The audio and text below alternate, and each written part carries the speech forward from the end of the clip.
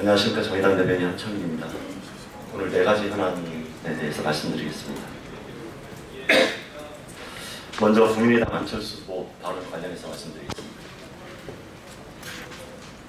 오늘 국민의당 안철수 후보가 한 토론회에서 사드 배치를 제대로 해야 한다면서 이는 국가 간 합의이고 다음 정부가 존중해야 한다고 밝혔습니다. 사드 배치를 찬성하는 안 후보의 발언은 보수 세력에 대한 노골적인 구애로밖에 볼 수 없습니다. 갈등을 양산하는 무기로 평화를 사겠다는 낡은 안보관입니다. 무엇보다 안 후보의 이 같은 입장은 국민의당이 당론으로 정해놓은 사드 배치 반대 입장과 정면으로 배치됩니다. 정당 정치의 근간을 흔드는 위험한 발상이라 할 수 있습니다.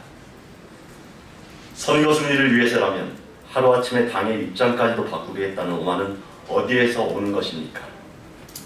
국민의당이 안철수당이라고 자임하는 것입니까?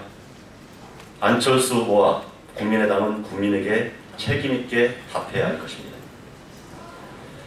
양강구도의 낡은 프레임에 올라타고 표를 의식해 안보 장사까지 손대는 것은 안철수 정치가 위험한 길로 들어서고 있다는 신호입니다.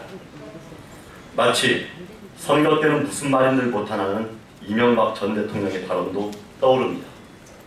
MB 정권의 공로자들과 함께한다고 화법까지 닮아서는 안 됩니다.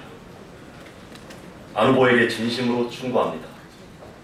당황하는 보수표가 모이니 벅찬 마음은 알겠지만 표만 된다면 원칙도 버리는 정치야말로 반드시 버려야 할 정치적 구태입니다. 구태를 재현하는 선거공학에서 벗어나길 바랍니다. 적폐와 타협하면서 새로운 미래를 열 수 없습니다. 통합과 안정으로 포장된 야합은 국민에 대한 기만임을 안철수 후보는 되새기길 바랍니다. 다음은 우병우 전 수석 검찰 소환 관련입니다. 오늘 오전 우병우 전 민정수석이 검찰에 출석했습니다. 우 전 수석은 대통령에 대해 가슴 아프고 참담하다는 심경을 밝혔습니다. 박근혜 정권의 황태자다운 발상입니다. 헌정유린과 국정농단으로 가슴이 미어지고 참담한 것은 한 정권의 최고 수뇌부들이 줄줄이 감방에 갇히는 꼴을 보고 있는 국민들입니다. 죄를 짓고 검찰에 불려가는 와중에 나온 뻔뻔함에서 국민은 안중에도 없는 오만을 보게 됩니다. 우 전 수석은 최순실을 몰랐다는 기존의 입장도 변함이 없다고 했습니다. 아직도 국민들을 속일 수 있을 거라고 믿는 그 뻔뻔함 속에서 박근혜 전 대통령과 최순실을 봅니다. 여전히 국민들을 바보 취급하고 있습니다. 속속 우 전 수석에 대한 새로운 비리 혐의들이 드러나고 있습니다. 끝이 없이 나오는 범죄 사실들에 우 전 수석이 언제까지 모르쇠로 일관할지 지켜볼 일입니다. 하지만 버틴다고 있던 사실이 사라지지는 않습니다. 우 전 수석은 혹시나 하는 기대를 버리기 바랍니다. 지금이라도 양심 한 조각 남겨두어서 더 추한 골로 추락하는 일을 막길 진심으로 바랍니다.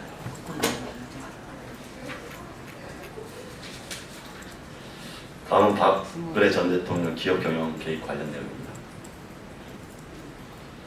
박근혜 전 대통령이 알려진 것보다 더 심각하게 기업을 좌지우지해온 사실이 드러났습니다.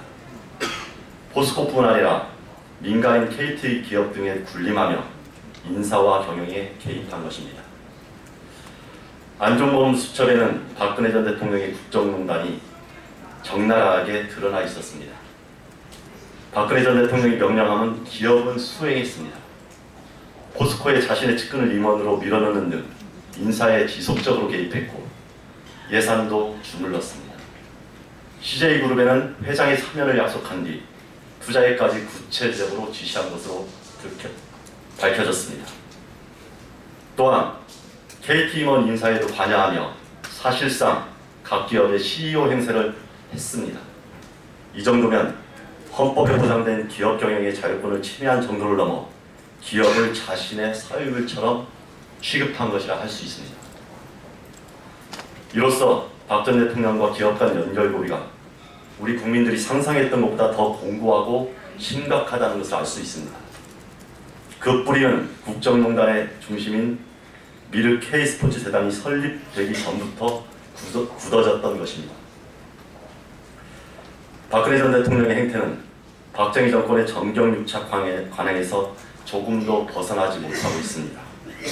박 전 대통령이 자신의 잘못을 부정하는 태도 또한 이를 강제합니다. 이제 비상식의 뿌리를 뽑을 때가 되었습니다. 검찰의 역할도 막중합니다. 검찰은 국정농단과 연관된 각 기업도 철저히 수사하기 바랍니다. 경제 권력과 정치 권력 간 검은 거래를 이번에는 확실히 뿌리 뽑아야 합니다. 마지막으로 세월호 인양 관련 내용입니다. 무책임한 정부의 세월호 난도질을 언제까지 지켜봐야 하는지 참담한 일입니다.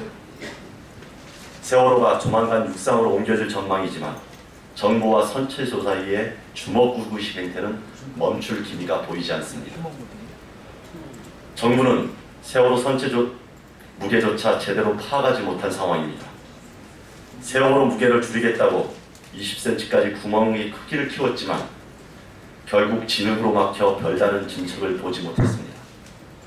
무의미한 선체 훼손만 한 셈입니다. 오늘 오전에 진행된 1차 테스트는 사실상 실패라고 할 수 있습니다. 세월호 선체조사의 위원장 말은 더욱 어이가 없습니다. 어차피 상하이 셀비지가 계산한 세월호 무게도 정확하다는 보장도 없으니 운송을 시도해보자는 이 발언, 전형적인 아니고 말고식 발언입니다. 인양 과정에서 벌어질 증거 훼손 우려는 눈 씻고도 찾아볼 길이 없습니다. 무능하면 세월호 희생자 가족들의 의견이라도 귀담아들어야 합니다. 하지만 정부와 선체조 사이는 희생자 가족 의견도 제대로 수렴하지 않아 분노만 키우고 있습니다. 이런 식의 무책임한 세월호 인양은 정부 실만 더욱 떨어뜨릴 것이라는 점을 명심해야 할 것입니다. 세월호는 참사 원인을 밝힐 최대 증거물입니다. 애당초 범죄 당사자나 다름없는 해양수산부가 세월호 인양을 집행하는 것 자체가 어불성설이었습니다. 그런 해수부를 감시 감독하는 게 바로 선체조사의 막중한 역할이었습니다. 선체조사의 깊은 반성과 진지한 진상조사를 촉구합니다. 이상입니다.